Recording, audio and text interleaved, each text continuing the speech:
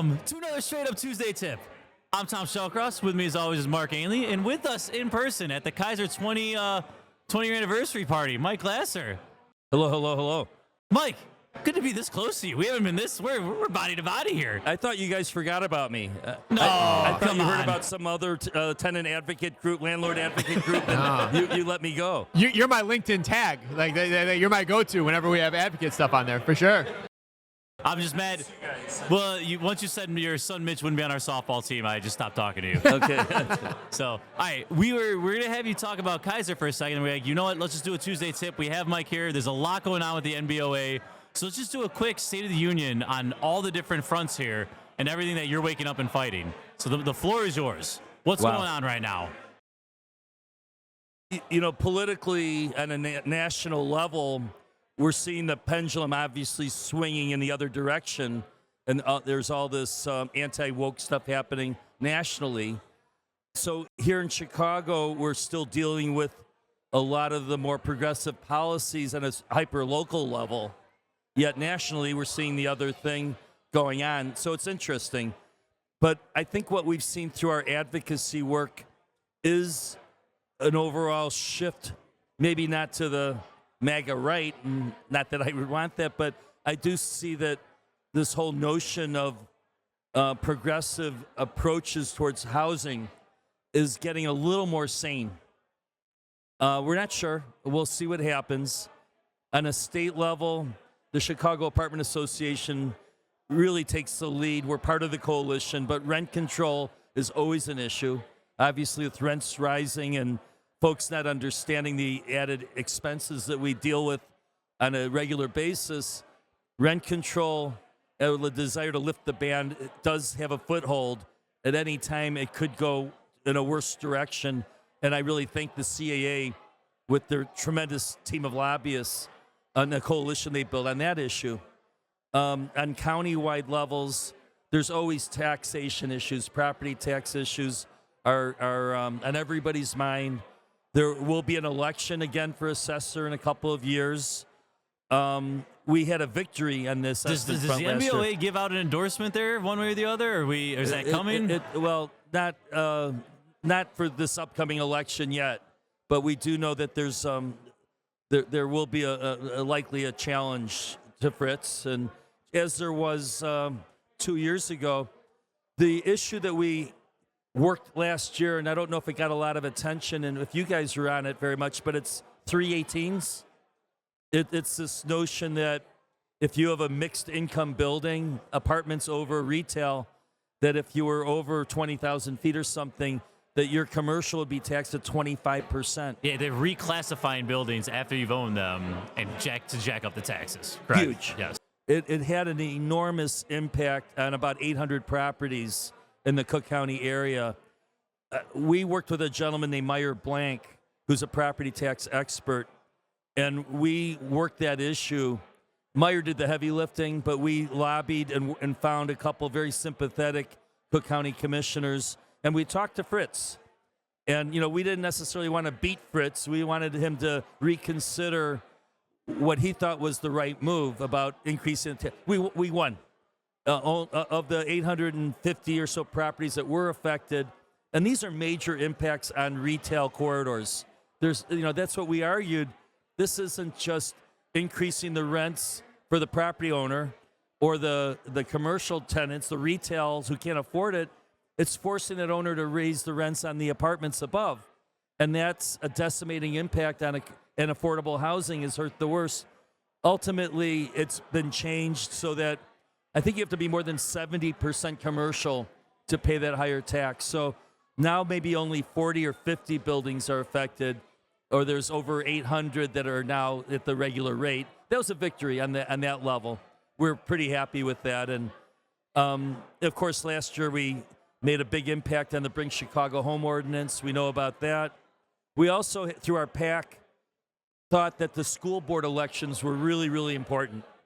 We really thought that the CTU's influence and the taxation, the cost to the city of a CTU-dominated school board and the union and mayor was going to kill Chicago, and we realized we need to win some of these a local school, not local school, the Chicago School Board, and we did. We weren't the lead force, but we were very supportive, and we ended up winning about 6 of the 10 spots, and that was good. And we're going to have a big election, so there's a lot of different areas that we've been involved in, and now we're dealing with more shit. Of course, I'm just rambling here, but No, there's a lot. Keep going, man. You're the one who has the info. what I see happening, and this is why our groups are so important. We saw it with Brandon Johnson when he was a Cook County Commissioner, when he pushed through the Just Housing Amendment with the criminal background check. It seems that the way they go about doing it is build it up very quietly and then throw it in there. Throw in a proposal like restricting criminal background, like making right of first refusal the law in a 6 square mile area of Chicago. Snuck it in there. Yeah, it feels like the boss giving you that assignment at 4:50 on a Friday.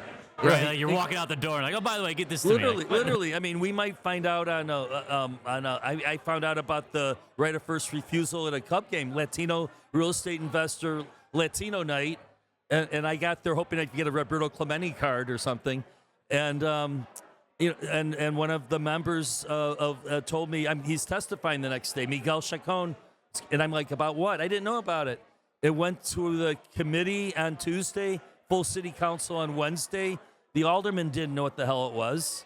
They were just allowing aldermanic prerogative. Everybody was paying attention. It feels like something that people want when you have to jam it through without anyone knowing. No, Feels and then the feels answer, like it's the popular, Yeah, and then the answer, and we're seeing it now in Evanston. And we're working it out in Evanston with an ordinance to decarbonize all buildings over 20,000 feet, including the Northwestern campus, fully decarbonize a building, and they were going to rush it through. And luckily, we got wind of it. The CAA worked it, but we got in there with our lobbyists and made phone calls. There's only 9 aldermen. They earn $15,000 each a year, but they're very passionate, somewhat very liberal people, progressive, and they were ready to pass this ordinance that would decimate the housing stock. Imagine what it would cost to decarbonize your building with by 2050 completely, by 2030 the first benchmarks. To think about this, if you had to convert a courtyard building, we're looking at $50,000 a unit. New stoves on their own. Well, a lot of people look at that and say, that's just Evanston. Why do I have to worry about that passing in Evanston? Or people say, that's just Chicago. I don't have stuff in Chicago. Why do I have to worry about things passing there? Why do you and the organization feel it's so important to make sure these things get nipped, even on the smaller community levels?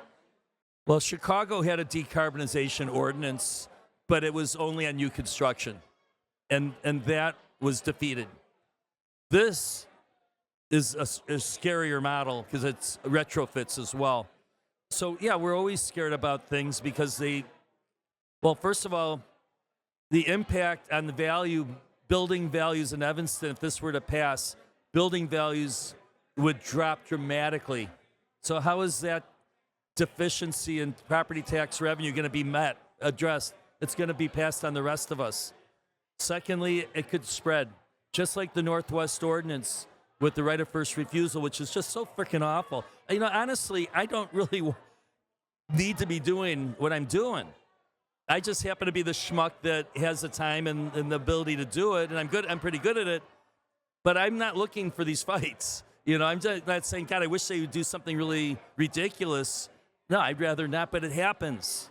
It happens, and we have to be vigilant, and we thought we could economize as an organization, and we did not have a lobbyist for a year. And things were going along okay. We got through some issues. But then after that right of first refusal got passed, an alderman that we all like, a very friendly alderman, said, Mike, where were your lobbyists? And I go, what do you mean? He goes, we rely on lobbyists to tell us if there's a lousy piece of legislation. Had I known about it, I could have delayed the vote or alerted people that this isn't just a mere matter of aldermanic prerogative. This is going to be harmful. Literally a day after that, we hired Joe Moore again to be our lobbyist because And that's why people need to support us. That's why people have to realize that we can't do this without the money to pay professionals. Yeah. Good stuff. All right, what's for our listeners out there, what's the next NBOA event coming up here?